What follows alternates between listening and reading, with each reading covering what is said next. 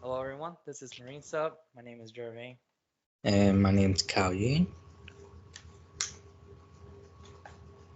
The goal of our game was to create an immersive deep sea exploration experience where the player drives around in a submarine and roams the depth with mysterious creatures. We were heavily inspired by Subnautica and expected ourselves to be able to make something similar, even with our lack of experience. To the showcase section of our presentation. Here, as you can see, this is our finished product game, and you could go around in your submarine. You could check out these fishes. We added terrain, these fishes. We added rocks, vegetations. Of course, our vegetation is very light. That is because we didn't have time to populate the whole seabed. But we do have them at random locations to create a more organic feeling. We did this by individually picking out bushes and trees from an asset, a free asset, and then we handpicked their locations and put them there with their positions and everything. And these rocks will be around as well. We added any of them. Our spaceship or our submarine here also has a booster function, which we might have implemented to be a bit too fast, but if you hold shift it will boost faster, or a little too fast. And over here is another one of our creatures or society. This is our crab society. They do have animations, and as you could hear, the submarine sound that is attached to our submarine or our player controller, and the clicking sound or squeaking sound that you guys hear, that is being made by this giant boss crab right here. They do have an attack animations, but they usually stand for a while. That attack animation only comes in once in a light year, it seems like, but I have seen it a few times. Then if you go over here, this is another region of our location where the fishes are here as well. We added some bigger vegetations to show some deep sea gigantism happening around here. And then over here is one of our other locales that players will be able to explore, and that is a shipwreck where these dragons roam around as their own base. And as you can see, there's a dragon right there. That's one of the bigger ones.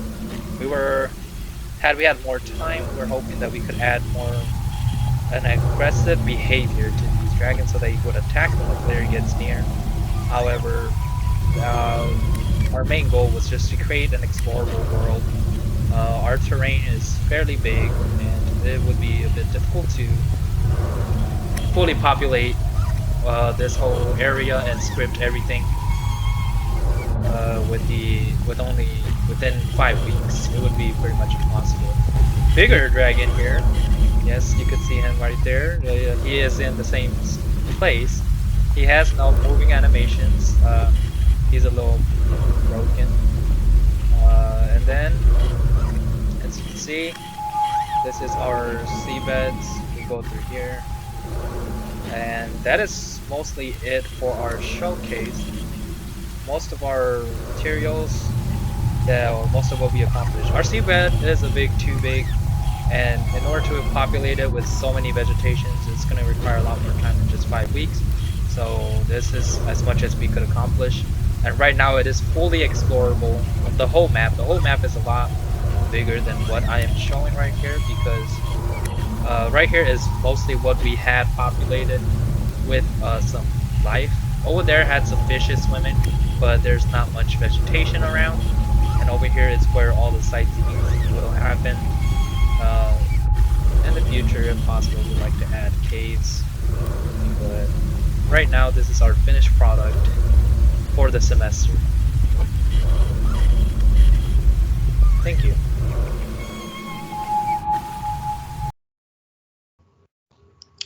So how does it compare to our expectations? Well, our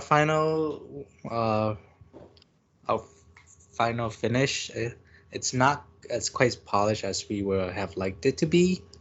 We made some changes, which are we decreased the number of creatures due to the time.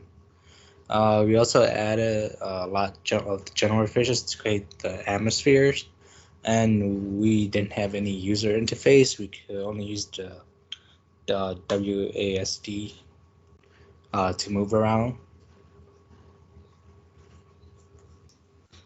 One of the bigger challenges that we encountered was the limited cloud storage that Unity version control has, and our project was getting a bit too big.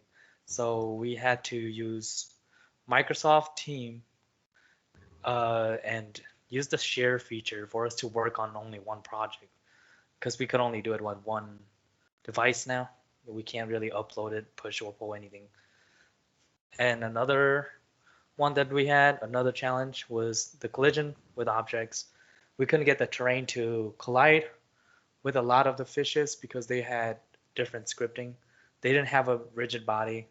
Had we had a rigid body, then it would have worked, but that wasn't the case. And then another one was our player controller. We created, we had to create our own camera and script that instead of using one of the standard assets because they were not moving as we wanted and we couldn't alter it due to their complex coding, or it's just our lack of understanding of the way they coded it. And then our submarine that we imported didn't work too well. It wasn't hollow as well, so we wanted to create a inside look. So we wanted to put the camera inside the object. However, our submarine couldn't accomplish that, so we had to scrap that. We had a whale model that was facing backwards, and we could not get him to turn around. So when he swims with animations, he's just moving backwards. So we had to remove him as well. We wanted more time to fix bugs instead of using it to fix that whale model. So we had more time. We were trying to make the monster or creatures more aggressive towards the player, and then we were hopefully to add more mythical creatures. We also like it to make it VR compatible as well, and then we would like our underwater to have some rippling effects or bubbles that go on from the seabeds, and we also would like to populate the seabed with more vegetations. Well, here are the resources that we used, including all the assets, sound. Uh, Thank you.